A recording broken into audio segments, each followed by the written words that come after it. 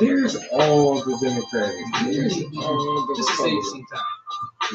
I didn't do an outline because I figured since it's what's I don't like that. I'm gonna have my phone out. So I have an outline. I just what's in your mind, so but I will have an outline. Yeah, I do. I mean, have something on my mind. So welcome to another show. Both average black men. Yours truly, Chris the Senior. Chris Jr. has always here to empower, inspire, and uplift. Devin, get your mind on the like, follow, subscribe, share, comment. Interact with us. I don't forget that. Please do. Yeah, man. Please do. Everybody check my shirt out. Guys, put the shirt on. Not all cancer is pink. That's right. That is not a knock. That is just additional and more support and awareness. That was right, man. So nah, you know what? I got on because tomorrow I'll be 65 tomorrow. 65. And I just think, well, all things that I've been through, and that was one of them, man. So I wore the shirt today around everybody. Like, look, man, you know, had that official color for that time. I'm still standing, huh? Yeah, like that official color for that kind. You know, that kind. What did you? That form. Yeah. Well, they have with the cancer awareness, they use the blue, but this is what they came up with for prostate cancer. And you said it, but it's not like nobody's down any other cancer. The thing about prostate cancer, real quick, little promo is, you know, it's a disease that's just catching more and more steam because fewer and fewer men go to the doctor to get checked out. Like I have two friends who died from it because they refused it. You know, when they did find out, it was late in the process. At what age? And they didn't want to have the surgery. I think one was about like maybe both in their 60s. Yeah, but, I mean, do you know when they found out? I didn't know until they passed away they had it. But what I did find out was they had it and they didn't get it treated because of the possible side effects. And what I found out was a lot of guys don't, because they say if you get prostate cancer and you had a surgery or radiation, whatever you choose, it's possible you suffer from ED. But what they don't tell you is if you don't get it, you still get ED because it starts to eat away at your, and the thing about what are we talking about here? Prostate cancer is the most painful way because, by the time, if you let it get full flesh, it just eats you up. It eats you up. And the thing about prostate cancer, if you do the wait and see, I know people ain't sign on for this, but if you do, they suggest, they ask you, do you want to have radiation? Do you want to do the wait and see? Or do you want to have robotics? And now they have another thing that you can in and out surgery. I don't know if I do the outpatient surgery, but they do. But the thing about it is that makes it crazy is they still don't know how fast it spreads. So if you do the wait and see, you may go today and do the wait and see. By the time you go back next year, 6 months, it spread. Mm-hmm. So got a question. I feel like it's kind of backtracking to one of the things or statements that you said. How old were they when they found out and, had it? And what are the symptoms? What are the symptoms? So I think you said, we're not too sure when they found out when they had it. Well, what we didn't know until he passed away, until he got close to until he passed away. But for me, I go back. I'm 60. I was in my 50s, I guess you can say, when I found out. And the thing about when I found out was crazy because I wasn't scheduled to go back for the checkup. Like they tell you once you get your prostate checkup, you're supposed to, I think you got like 5 years or 7 years. Everything has changed. I was in the middle of the fray, and I remember I go to the doctor and I say, "Hey, my wife told me to get this checkup because your mom is stick with she's a Google MD. She on that. By the time I got a symptom, yeah, man. She goes deep. And so what happened was, it's kind of funny because I love steak and ice cream. I couldn't eat steak and ice cream because it just wasn't staying. It kept messing up my bowels. So my wife said, "I was like, yo, what's wrong? Because you've been eating this forever." So don't ask me how she found it. She Googled and she came up with all these things. So she said, go. And I said, well, I just had one a couple years ago. I'm not scheduled again. So I go to the doctor and the doctor says, you don't need it. You're not scheduled for one. So my thing was, okay, I got to face you or face my wife. So you won't give me this test. So he gave me the test. And what I found out was my PSA was high. So what is like the PSA? Is this like a blood test, blood work? Yeah, they do blood work. They do a PSA. And they check it and it comes back. And it can be high for several reasons. And they try to sell you on it can be high if you taking, vitamins that may raise your blood pressure. It can be high if you just had sex. It can be high if you're coming off a hangover. All these reasons. So I was none of the above. So I went and got it checked out. And the guy, my doctor said, hey, you need to go get a examination because they need to take a culture to make sure. So then when I went and they did the culture, they was like, you have it, it's low. We don't know how fast it's going to spread. So it's telling you how political about money it is. My first doctor, who I went to urologist, he did it the mechanical way. Mm-hmm. So this is the best way to do it. Do it this way. And he says, yeah, it's gonna take you about a year to recover. So I called a friend of mine who works down in Richmond, Pennsylvania. He was like, nah, you need to go see the specialist. So I went to see the specialist. The specialist was like, no, you want to do robotics because robotics, in 2 to 3 months, you'll be fine. It's gonna take a while for the rest of you, but you won't be, it's not like they pulling you open and do the manual way. Yeah. So I did that, and long story short, I'm cancer free today. So I'm like, I guess man, about 12 years now, about 12, 13 years cancer free. But I had people who did not, and I'm fine, but I had people who did not get it because they didn't want to face ED, or the whole thing about prostate, because at that time somebody had put out, some black guy had put out, is a fraud. If you get it, they just doing it because they're trying to emasculate black people, because black men get a higher rate. But meanwhile, men are dying from this. I think one thing that's probably unknown that you mentioned is that PSA test. Yeah. Even just starting with that, which is just a blood test. That's the prostate specific antigen. Yeah. So I would recommend for men, that's the first place to start. I know I got to get it myself as well. But it's ever changing because prostate cancer, and to me, I think people fail to realize society changes. Yes. I don't know if it's what we eat. I don't know, but so you can get it younger. Before they were saying, well, man, you don't get to worry about prostate cancer. You got to be over 50. But now evidence shows that people in their 40s are getting prostate cancer. I mean, so it's not. It's not over 50. That's something to talk about. It's not over 50 now. Cancer is getting a little bit more broad of a net here. Well, think about it. And the thing, plus ignorance is another thing. And what I mean by ignorance is because we don't share. Like I knew my dad had it. What I didn't know was my 2 brothers had it. They never said anything. So before now you did? Yeah. So now it's kind of, that's crazy. So now it's kind of but now it's kind of it's in the family now. I never knew that. I never knew that because they both never said a word about it. Until we were talking about it later, and they was like, yeah. But I know my dad had it because remember I stayed with the doctor and everything. Yeah. That's the only reason I know he had it because I could take him and he hit the polyps and stuff. So what is going on? Because that happens a lot. Now, in fact, let me go a little farther, a little deep for me, because in my neighborhood where I grew up at, it's gonna follow us. Sun in the water. That's the thing. We talking about it now, like, yo, that's kind of crazy. Like, dude passed away. It actually is more than 5 because 2 passed away, and then one of the guys who passed away, his 2 brothers had it. So maybe it's close to 10. So, but it's just funny because in that small cluster. That's what I'm saying. You guys all lived in the same vicinity. Yeah, that small cluster. And it's like man. your brothers, your father, them. Yeah, their brothers. So, but the part of this is for men is they don't want to deal with the possibility. They don't deal with the possibility of having ED. So that's the problem. And your pride gets in the way. Get over that.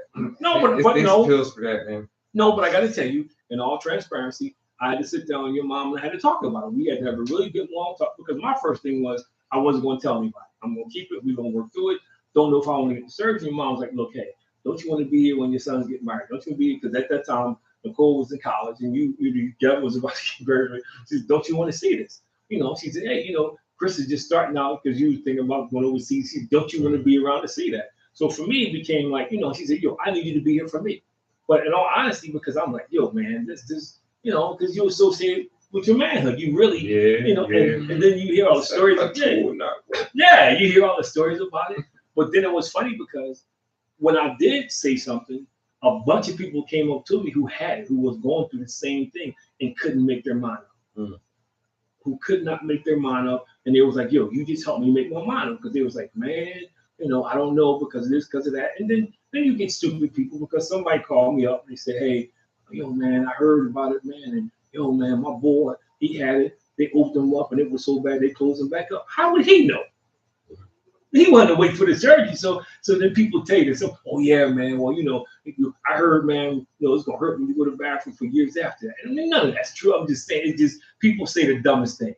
Right. Yeah, of course they do. It's like fear. Yeah. So what I tell people is they told me, they said, look, hey, when you go home, in 24 hours, you can start walking up and down the hallway. No steps. So me, 23 hours and 59 minutes, I was walking up and down the hallway. you know. Then when I went back, he said, yo, you can start doing the steps. So I started doing the steps. He said, oh, you making good progress. I tell you what, he said, in a week, you can be on the treadmill. Well, in a week, I was on the treadmill. You know, I did exactly everything he said, you know, and by that time, I was able to ride in the car to go see Nicole play in Westchester.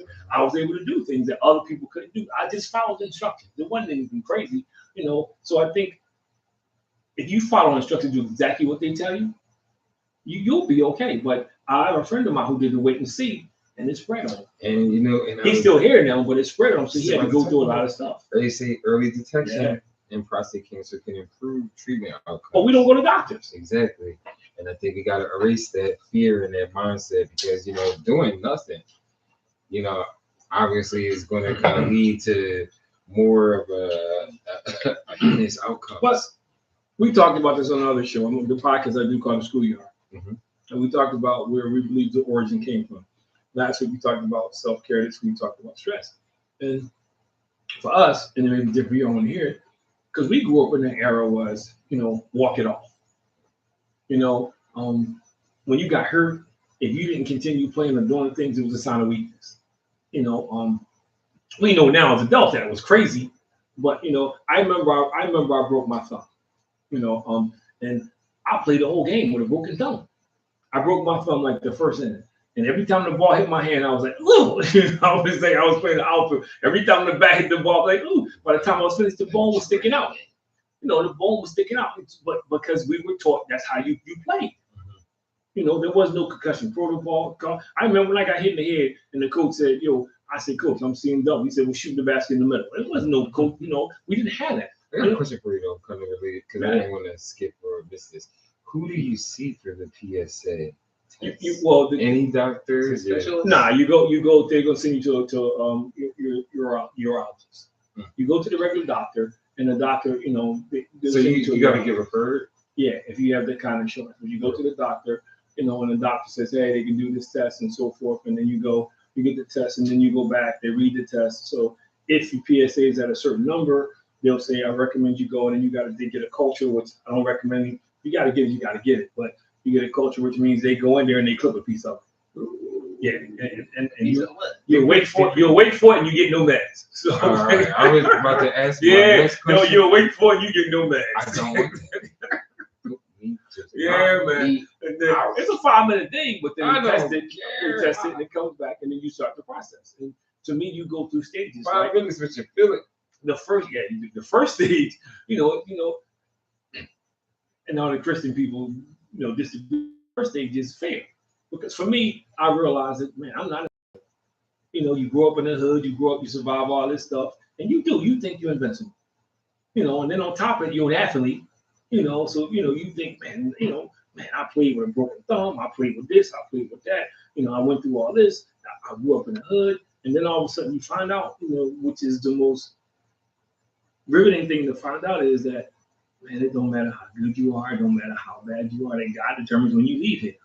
And you don't get a vote. You don't get a vote. You don't care about your station in life. And then the second thing you go through is and most people I talk to went through this thing, you go through a little stage of worry because you start thinking about the recovery. Yeah. You know, am I going to be okay? How's the surgery going? And you think, you know, so you go through this stage. And then when you come out, you get a sense of relief. But then the fourth thing is you kind of go through a little depression. Why? Because your body's not operating the way your body's used to operate, if you know what I mean. Yeah.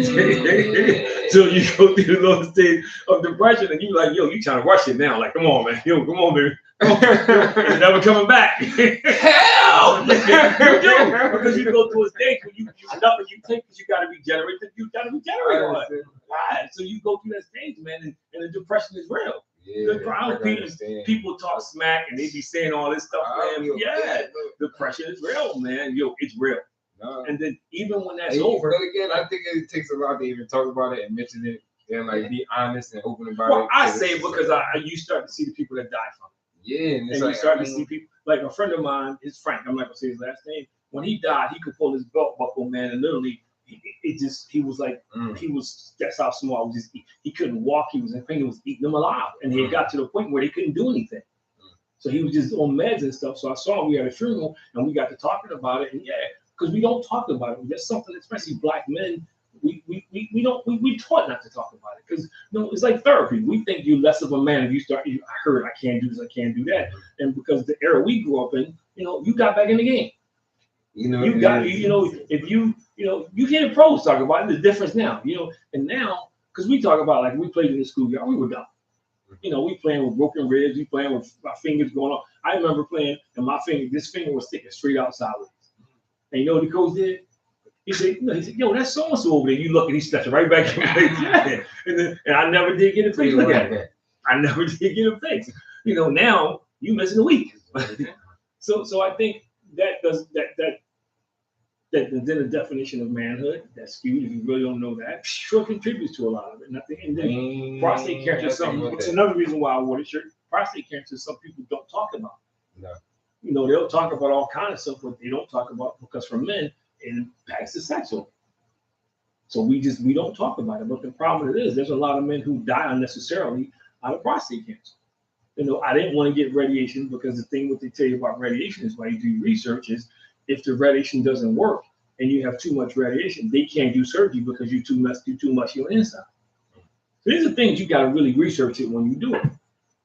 And I think that's probably something that a lot more people need to do. Oh, and I left one part out. The other part that people don't like is because you have no control over your movements. So you wear a diaper. You really had to wear like a depend. Oh, that's emasculating. Yeah, but it beats dying. Yeah. And that's how, and your mother was very helpful in helping me understand that it beats dying. I remember, I'm not going to say his name. I remember when we went to the pastor and I said something to the pastor about it. The first thing came was I was negative. So we've got some statistics here related to prostate cancer in the United States. With an estimated 313,780 new cases expected in 2025. We're almost closing in on the year.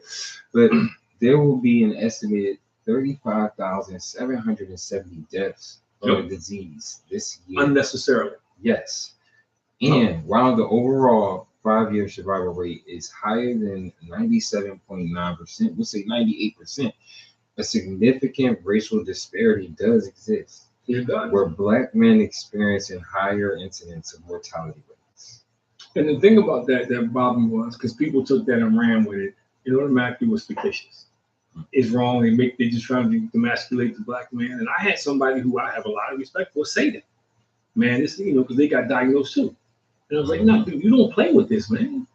And this ain't a oops. Right. I get a do-over. Nah, this is serious. Yeah. Take care of it. I think we don't do enough of a good enough job of taking care of it. It's no shame of just, like you said, going to the doctor. It don't matter your age or how old you are. Like if it's something that's just kind of prevalent, it exists. Think back to your younger self when you were in college. Remember that? Mm-hmm. Remember you guys said you ain't rushed to the doctors, man. You were trying to sleep that thing off.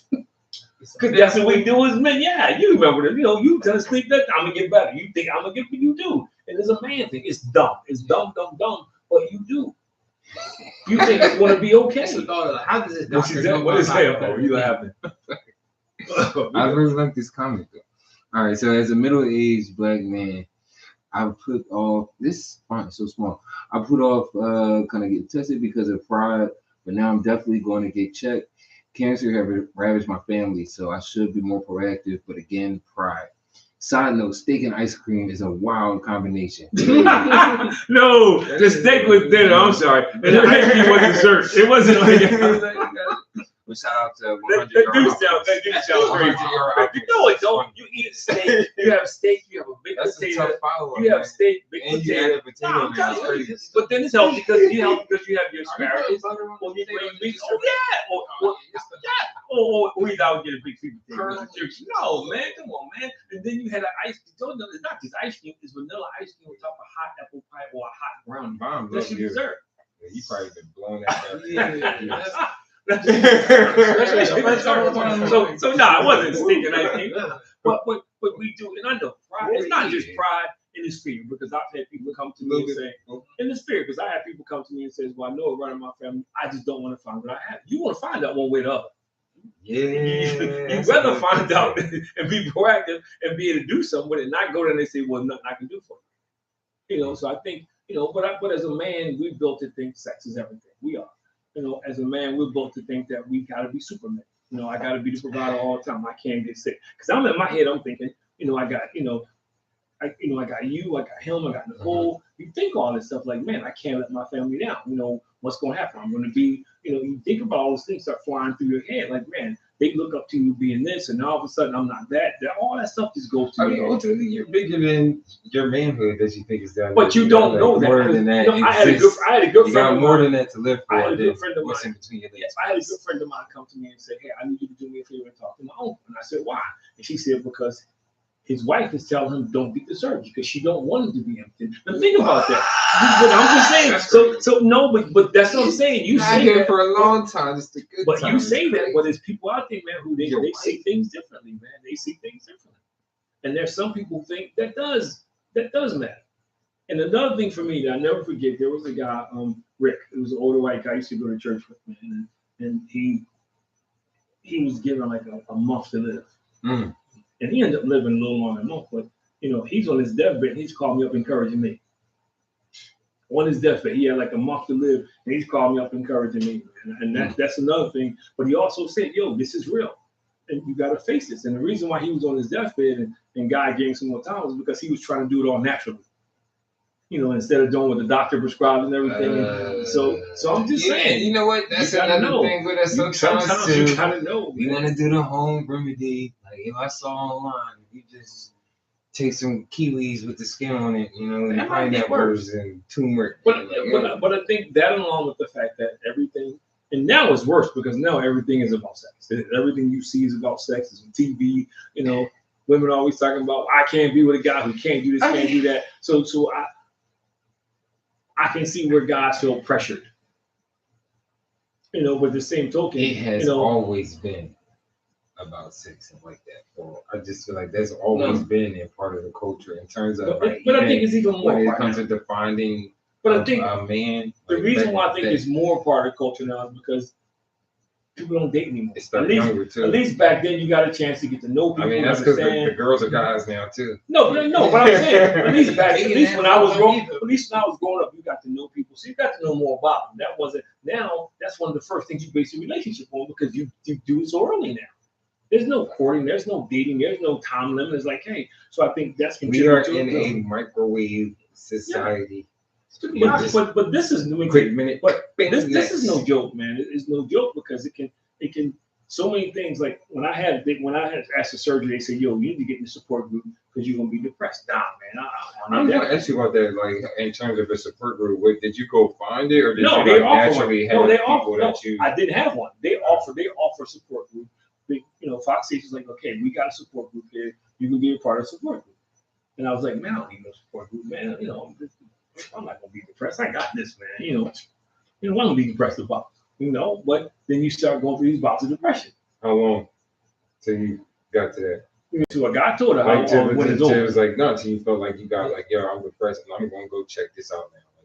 Was it? I mean, because obviously it wasn't something like immediate, like, damn, I'm going to go sign up tomorrow. Was it? No, but about a couple weeks? They take it right away. But about a month into it, because your body is healing slowly. You can't do the things you used to do. I wasn't going out shooting no basketball. So I couldn't do. I couldn't do any sports. I couldn't get on the bike and ride the bike. I could just walk on the treadmill. And your mommy don't care. You don't have you can't be intimate because your body is still healing because the scar tissue and all that stuff, and you got to do the exercises. So you're still going through all this process. So that wears on you mentally.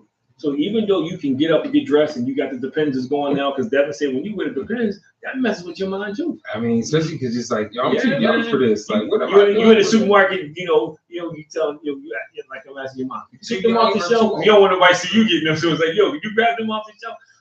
It's your pride and all that kicks in, and it's a tough space. So what happens is you got to deal with that daily, and then the hardest part is people look at you, they don't know, so everybody thinks you're fine. Everybody thinks you're fine, man. They congratulate, yeah, man, but you still struggling, you still trying to get it back. And it's funny because even now I'll fight bouts in full transparency. Even now I'll fight bouts of depression. I got to catch myself. That's not as frequent as it was before, but I got to catch myself, man, because it messes you up. Yeah, just kind of another quick thing here that I wanted to make sure we drop because I feel like This is important. Yeah. This is important in our community, and definitely need to make sure that we're aware and taking it seriously. Black men are actually 1.7 times more likely to be diagnosed with prostate cancer. Yeah. And the funny thing about it is they still can't say why. Is it genetically? Is it what is it? It can't be climate because we're all in different climates, but they don't know why. But we are more likely to have sun in the food, and we're also more likely not to be tested. Yeah. Yeah. Pork? No. It's probably sugar, something crazy like that.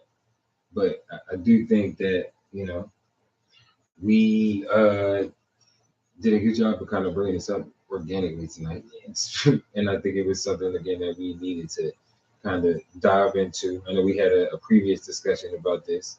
I know you did some kind of work or like a promotional video before that. A movie. It was actually a movie. We did a movie, and the movie actually did. Even my glasses, man. That's actually to talk about the movie. Even in the movie, we did a movie, and the movie was about prostate cancer. We filmed in a barbershop. It was interesting, man. The movie actually, according to Sharif, who actually that was his idea. Jefferson kind of helped him along with it because actually he had some people from Jefferson in the movie, doctors. He showed the film in different places. He actually wrote a comic book from it. And it's about awareness. But even with that, his pride stopped people from saying, "Hey, I got it. I had it. I'm dealing." Like I told you, if once I said it, people who I saw every day was coming out the woodwork saying, "Yo, I'm dealing with it. I had it," or I got diagnosed and I don't want to get it treated because A, B, C, D, E, F, G. So it's just one of those things where I think men just don't. They try not to deal with it, but eventually it deals with you. Yeah. I mean, what's funny, like hearing you say the idea of like not trying to deal with it. I think that's you mentioned like therapy earlier today. I think it's just kind of naturally something that we tend to do. Is that idea of just kind of putting things off, putting it on the back burner, like, oh, it'll be okay, like tomorrow. And I think like we do it so much in so many different realms. Like, you told two tales of it here, like the idea of physically not getting tested, like what that could potentially lead to, and then even the other side, like man, the mental side of. Yeah. I think both ways, whether you get it or not, like, I think there's still going to be some mental anguish that you go through and kind of that battle of depression. Oh, yeah, because I've known somebody who, they really got jacked up waiting for the results. But I go back to, I'm sure it has some anxiety from that. Yeah, my man here said how it took taking his family. So that's, and it's real, and that's typically, because it's black people. Because it's black people, we don't share. We don't, like I said, I had no idea my brothers had it. They never know, I think that's because but I got friends who never said it. Then when they found out I had it, we started having these conversations. But that's about 10 of us from my neighborhood, which is crazy.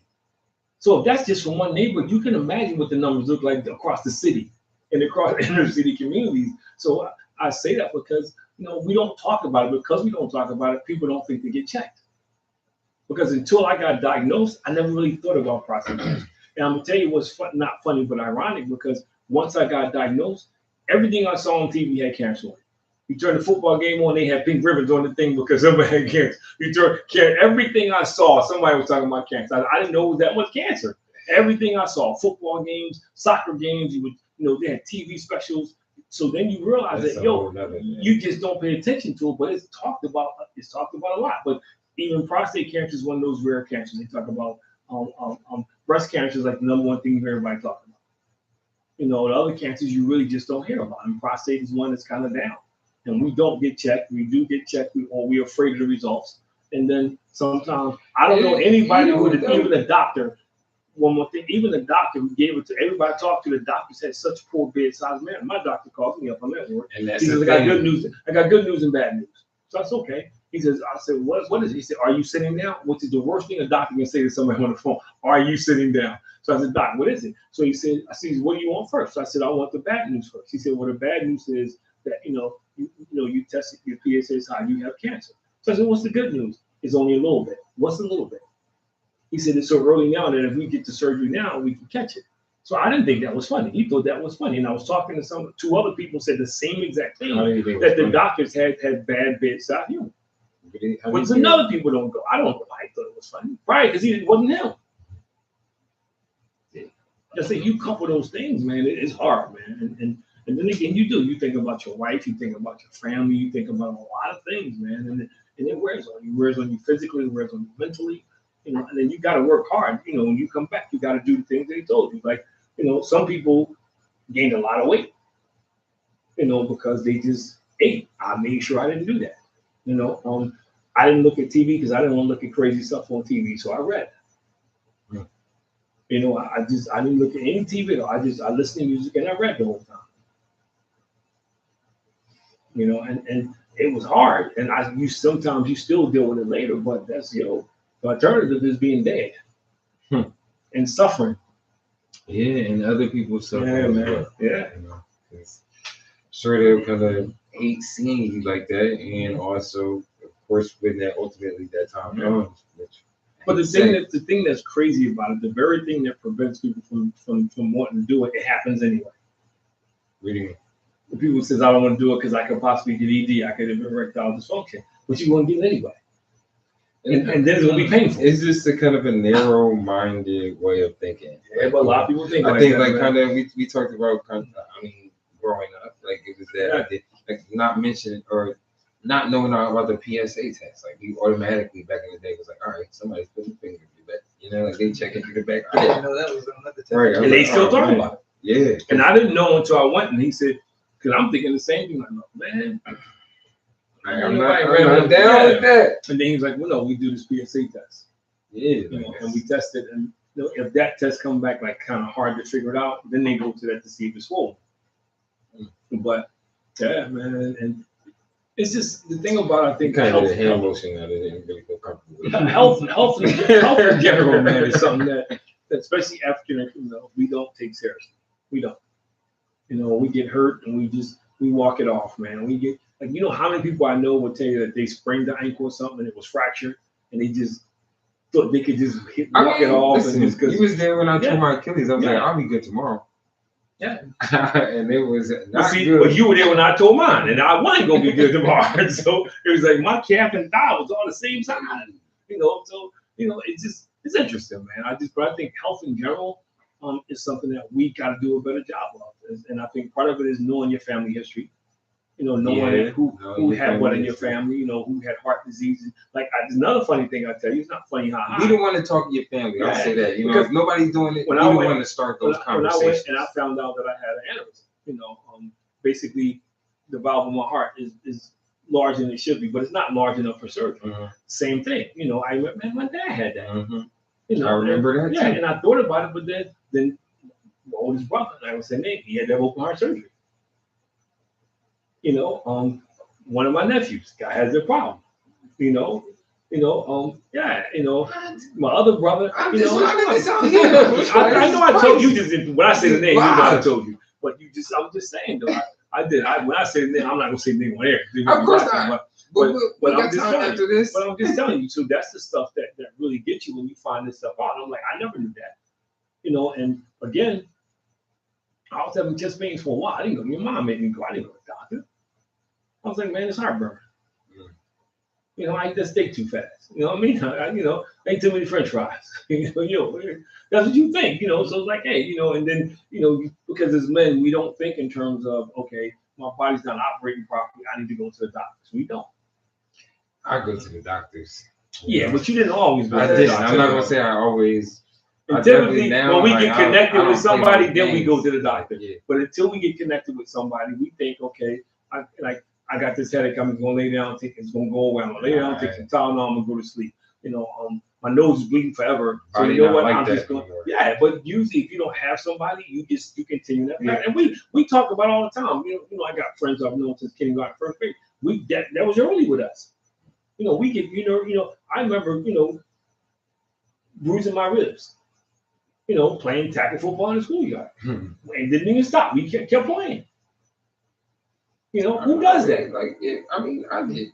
I'm just saying, but we just. But like you said earlier, we weren't playing for no trophy. You feel like you're supposed to. It's just like a nature of a thing. Yeah. You get hit, get back up. Because you ain't want nobody saying, "Oh man, he weak. Man. He couldn't take it. He couldn't take the pressure." Yeah. So. So you can get up, your leg be facing the opposite direction. Come on, man, you can still play, especially if you don't have enough people. So I just think, and especially in our community for African American males, man, and my man right there was talking about it. We don't volunteer. We hold on to stuff as long as we can. And it has nothing to do with health insurance, nothing to do with demographics or poverty. We just don't like going to the doctors until we get older and realize that it's something we need to do. Yeah. I think I'm glad we had this conversation tonight because it's definitely something again that I personally, need to keep in mind.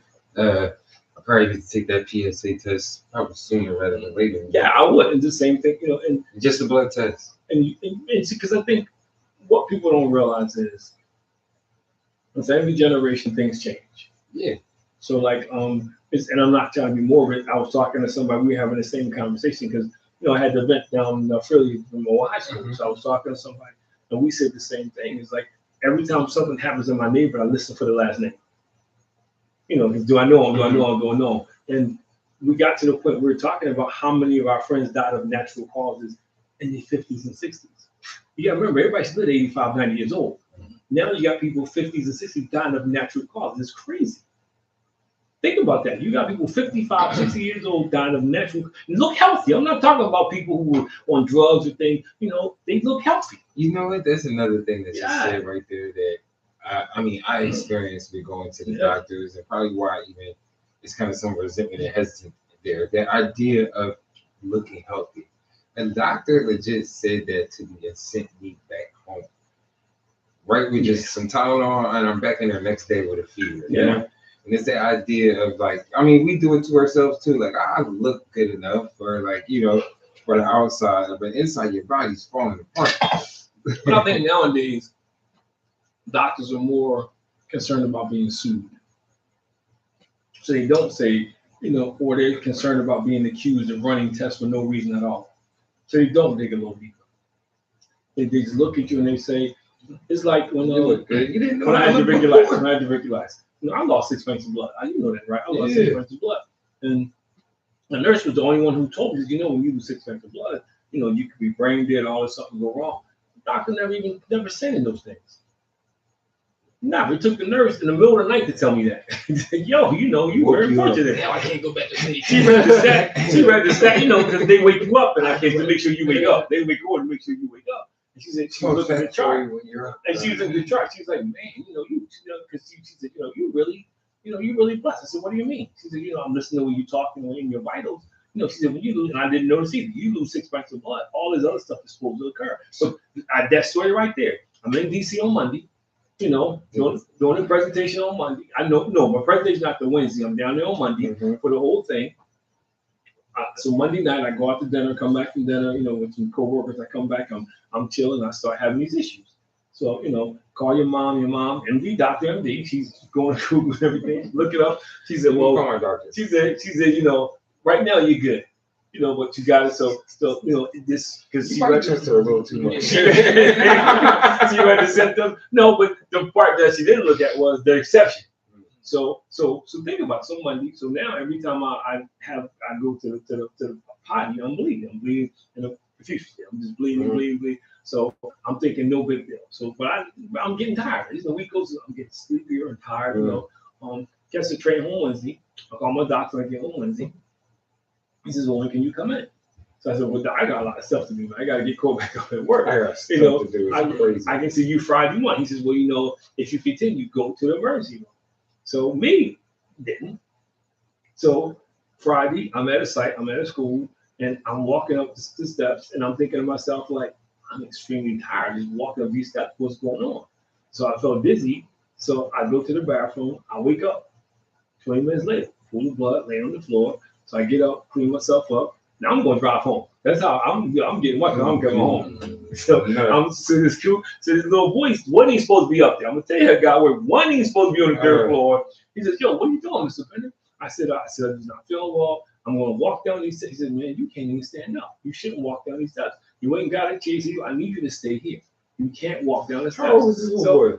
I guess he was about 12 because it was summer camp. He was about 12. He's like, "You gotta stay here." So he went and got help and came back. And then he came and it was like, yo, and still being hard-headed, they was like, look, man, you know, we gonna call an ambulance. I'm like, man, I'm not going to hospital in South Philly.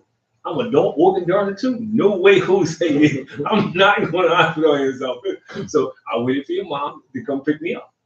She came, got me. Nicole came. Nicole drove one and took me all the way back up here in Johnstown. No, to Elkins Park at that time. And then so I'm just saying. So in my mind, that now looking back, it was the dumbest thing to do. I could went to the University of Pennsylvania. It was just dumb, you know. But the man thing kick in. You know, if they gonna keep me in the hospital, am I gonna be close to home? Who won't come see me? You think all that stuff. Yeah, you think all that stuff, man. He's like, whoa, what ambulance? So I'm like, nope, my wife got me. Give me an Uber. My baby got me. She gonna see Uber black. Because he came and Nicole came and, you know, but I'm just saying, when they checked me in, it was like, yo, man, you know. So I just think as men, and when I tell that story, people laugh, but most of us do stuff like that. I don't laugh. Because most of us do stuff like that. I laugh, but I laugh because how dumb I was. Man. It's terrifying. And it's like, shout out to that little boy. And he was like, yo. And it's funny because I remember his name. He was just in our camp. He was in the camp, you know, and he was like, hey, because I could have fell on the steps and broke my neck. Because I'm trying to walk down the steps. Can you imagine me driving on the drive trying to come home? Could you maybe try? So I'm just saying, but again, it's just dumb stuff that we do because I think as men, we're taught that. It's the same thing when you see somebody get a gruesome injury and they trying to walk off. When you watch sports and they always want to try to get up. They're always trying to get up. You know? I do that when I feel like I feel like I'm telling these stories like I get hurt all the time. I'm not that guy. But I did tear my ACL. Yeah, I remember. I remember, like, just when that happened, and then just trying to. But not even that. Let's go back. I remember you got sick. When you got at school. I remember you got sick. You got at school, and we was telling you go, and you never went. In the middle of the night, you got Nicole to take you. But yeah, when you were the same way, you thought you were going to play. You were trying to get ready for the game. That's true. I thought I was. I got a game in a couple. I got a game. I got a game in a couple days. But I was 20. No, but I'm just saying that we go through as men. We go, yeah, but it came. Young man. You got it honestly. That doesn't make it better. Yeah, so that's something that we can. I'm still probably like that a little bit. I try to do less and be like a little bit more proactive and be like. Well, I give you a perfect example. You know, you think you. I am my father's son. You think you learn? I remember I hurt my shoulder on Christmas Day. Yeah. It wasn't until April that I got the surgery. The doctor was like, "Yo, what's taking you?" And he cracked a joke. He said, "What, you thought it was gonna heal on his own?" He was like, "Yo, what do you thought?" Yeah, because of you. No, because when I had a similar injury when I was in college, he did heal on his own. Listen, I didn't have to get surgery when I tore my Achilles. And he was like, he said, "Look, man," he said, "Yo," but he said, "Also, he said, how old were you?" And I'm back. So I'm just saying, it's just, you know, but I didn't go and look. So you talking about her, and you know when I heard it exactly. I know what I did on Christmas Day. It wasn't until April till I got the surgery. Yeah. I mean, I would never do that again. If I won't do it again. If I listen, I don't play around, especially if I got the insurance and how things are looking for. But that's the crazy part. I had all that. Right. It's like it was no reason. Really, it was really no reason for me not to go. Especially like I've been especially when you can't, you know, when you bleeding like that, or you can't lift your hand, you know, you can't put your hand over your head, you know, you gotta lean over to put the shirt on and pull it up, and you know, hey, can you scratch my back for me? You know, you learn how to do one thing. I got a good left hand now. I can left hand I couldn't do before. This is always the benefit. You got to work on that. Yeah, but I just think as men, it becomes a rites of passage that we just don't take going to the doctor serious. I do. I think it's a rites of passage. We'll go to barbershop. We'll go to the gym. We'll do those things that you said to make the outside look good. Yeah. But we don't pay much attention to the inside. I've been trying to do, and I feel like again, it's like a challenge to whoever is listening. It's just like kind of be that guy to just do those things, you know, like that we know. I do. Like, and I can appreciate that. Like I said, like you kind of setting that trend and leading the way for us. But I watch what I eat. I definitely try to keep my weight to a certain. It's enough of us a lot of times who know what is right or wrong, but it ain't enough of us to talk and speak up and say these things. And that's the want to keep it to the chest. Like, do the right thing. Like, you know, like again, kind of like how we talking tonight. There's been people who have mentioned or saying like this conversation, being open like that has helped them. We had one of the workshops we had on Saturday was about therapy. about that it's okay for men to go to therapy. And you got to have it because I'm about to go back. Well, you got to do it because the kind of work I do, the things I'm involved in, I'm often around a lot of men, and they will share a lot of stuff and intimacy, which is cool. We'll be in this group, and they will share a lot of personal stuff. But some of it is more than just sharing. Some of it is you need to go see a therapist. And some of it, and it's because it's miraculous because guys don't share. So I don't want to break up the confidentiality. So I'm not going to say anything. But some people need to go a step further. Sometimes it's not just enough to talk about it. Sometimes you got to really go somewhere and have some deep discussions around it. And I think therapy is a bad word, especially in the African American community. With guys, man, first thing they say, I ain't crazy. I don't need no therapist. Yeah, you do need a therapist. You may not be crazy, but you do. But you know what though? To be honest, like I think, like I said, it's not the idea of leaving it as crazy, but I do feel like in our community there's a lot of individuals just with some unresolved trauma. And I hate to say it, like it's really, you see it with people talking about maybe their relationship with their parents and their upbringing, and they be holding first girlfriend or second. No, like this girl hurt me 10 years ago. But I think we were laughing and kind of joking about this last night, but I know it's us for kids where it came from. We thought that people that rode on the school bus they had some issues. So we used to call them extra special, especially if you rode the short bus. No, any bus that time, because there wasn't a lot of school buses back. Only time you got on school buses back then is when you went to sport and your team. You got transferred. Just in general. So people were on school buses to school. We were like, wow, come on, man. Well, you go south there. We were like, come on, man. They want a cheese bus. They're extra special. But you learn that early. That free bus. Yeah, but you learn that early. And it shapes the way you think about things like that. Therapy, because early on you're cracking jokes about it. Early on you're making fun of people who may have issues. So now you start to attach it to it. You put a label on it. You put them in to go to the therapist, something got to be wrong with it. We make jokes about everything. Oh yeah, we do. So it is the idea of like some of these things, when you're young, like it is joked about or it's talked about. Like even the idea of framing somebody like being crazy to go into therapy, it's just like you hear that and you just kind of even if you hear it jokingly, you still maybe a little bit inside you growing up, you like they really might have been a little like throw it off, like they crazy, they so I ain't going right, so I'm not gonna go. Let's get a little soft. Like I'm not like that. I'm not that type person. Like so, though, come on. Yeah, and I think we only hear it a lot of times, probably in this negative connotation. So it's like because you don't hear it talked about in a positive way, especially in our community. And I think that people would disappear. Talk about it like you're getting a haircut. But people would disappear, and they would say, "Oh, they moved down south and stuff like that." No, some people were getting committed. They were going to mental health institutions. What they say? They moved down south. That was somebody got pregnant, they moved down south. This the things, but that was part of it. It was just wasn't talked about. It was taboo to say that somebody's in a mental health. I got a kid I'm working with now who his brother is in a crisis, and know what they tell him? His brother's on vacation. So every time I miss my brother, I want to go on vacation with my brother. So I say even now people don't come out and talk about what's really going on. So it's like, even how do you handle and address a situation like that? Like how young do you start having that type of honest and open kind of almost raw dialogue about? Well, I don't say it has to be raw, but you can't say he's on vacation. Yeah, you gotta have the conversation needs to be.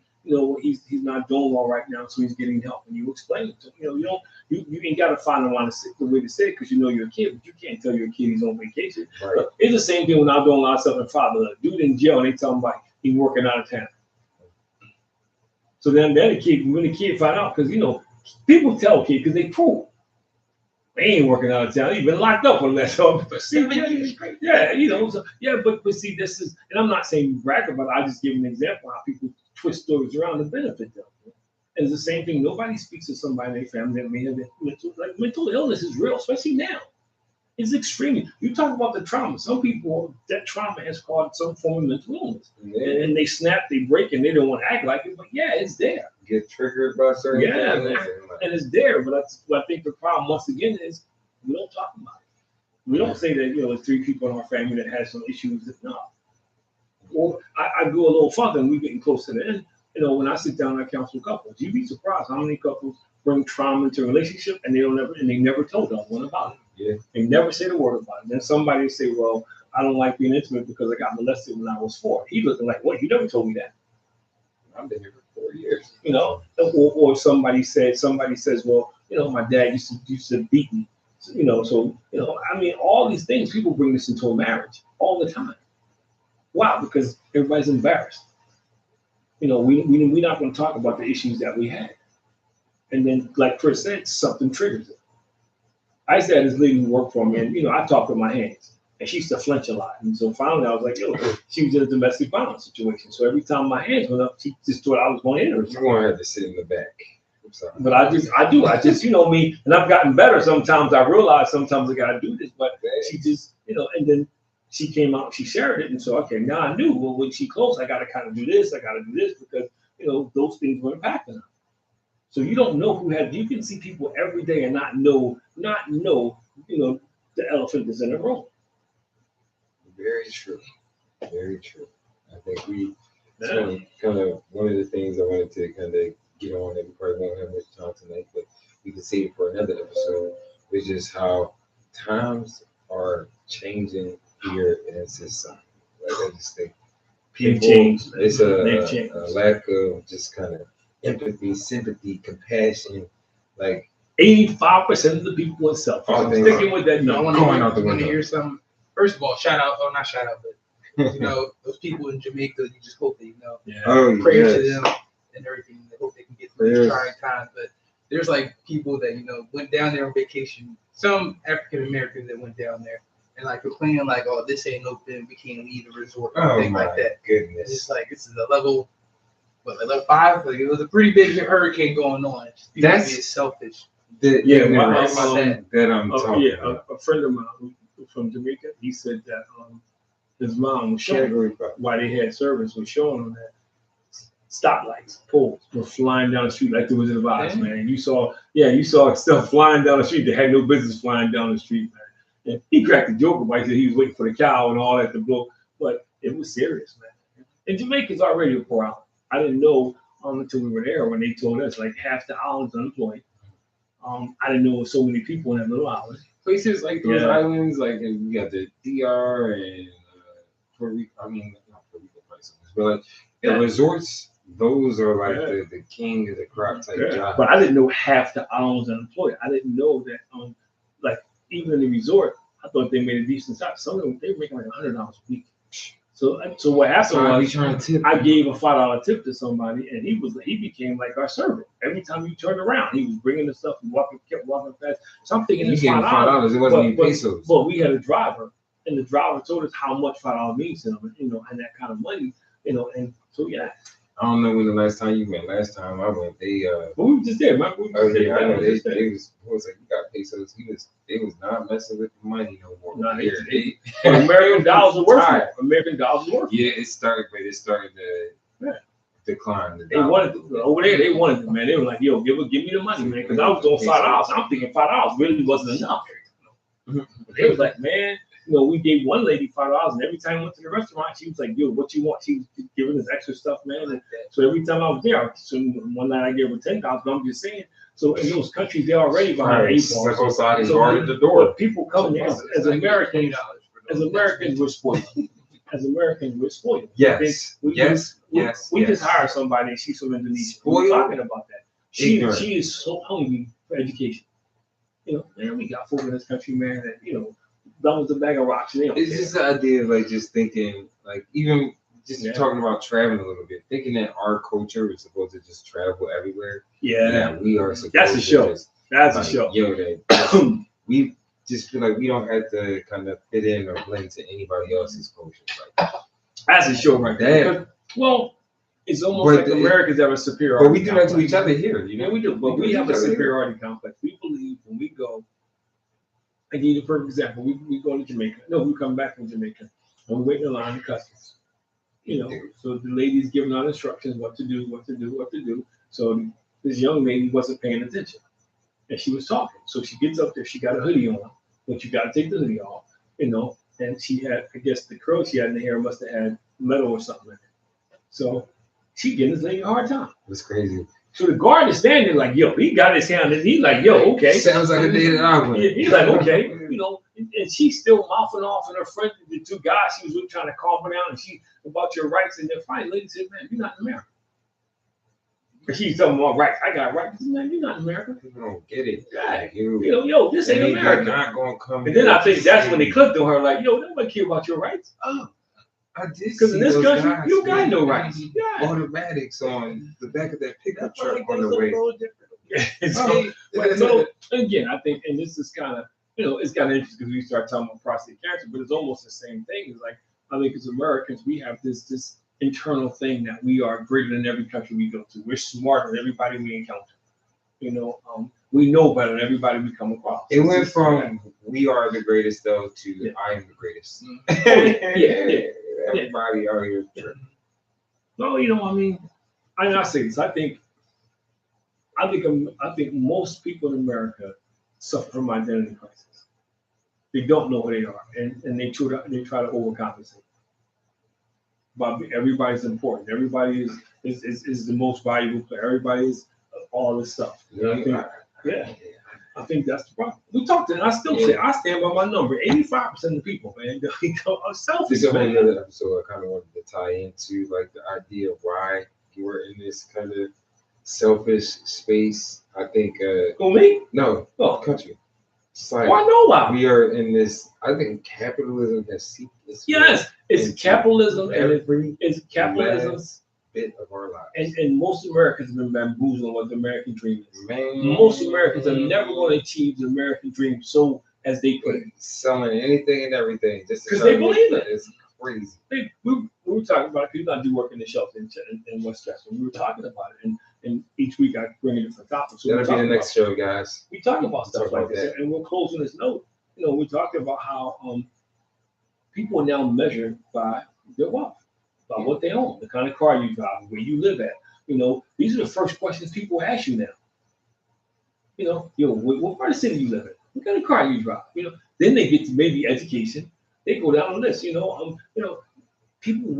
talking about, well, what's your credit? You don't even know the person. What's your credit score now? It's just different now. They don't even know what your mom name is, but they want to know your credit score. They don't even know where you were born and raised at, but they want to know. So things have changed, man. I think why? Because what do you bring? And we talk about it's all about what you bring to the table for them. It's never about what we give to each other. It's about, and that's why a lot of marriages don't work. Build something together, but you don't hear that. Build something special and new. I look at the only thing I had when I met your mom was a dream. Dollar in a dream, and she believed it. She believed that we worked at it, and she sat back and she watched me work it. And so but you don't hear that story a lot lately. You don't hear that story a lot lately where people do that. Like, go back to when I was sick. If it wasn't for her, I would never went to the doctor. Another key point in this story: make sure you got a good woman in your life. Oh yeah, man. Please do. But all right, make sure you got. We are 3 minutes past the line, so hey, we appreciate. I know how you are. We appreciate the support. Thank you guys for tuning in. This is actually a wonderful episode. Make sure you go get checked out. Especially if it wasn't planned. Right. I wish I had a place for you to go. I might see you about to go get that right now. I do. You can go to your primary doctor first. Mm-hmm. I recommend Fox Chase because that's where I went. If your primary doctor says it, because Fox Chase is a cancer doctor, a cancer. But Temple supposedly has outpatient. I don't know if I would do outpatient, but they're supposed to have outpatient surgery because I know somebody who did it and they're fine. So, yeah. I mean, even if you're not in the area, just for anybody that's tuning in, wherever you're from, Prostate Cancer Foundation 0, the project to end prostate cancer at National Cancer Institute. Yeah. Places where you can go to get additional information, guides, and support, other resources, support groups, helplines, educational materials, and topics like treatment options, financial assistance, which is important, and mental health. I don't think we talked about that. Financial assistance, I know that's something for a lot of people too, but the support information is out there. Go get it. Go pick it up. Take care, everybody. All right. See you guys. Same time, same channel. Jamaica. Yes. Peace.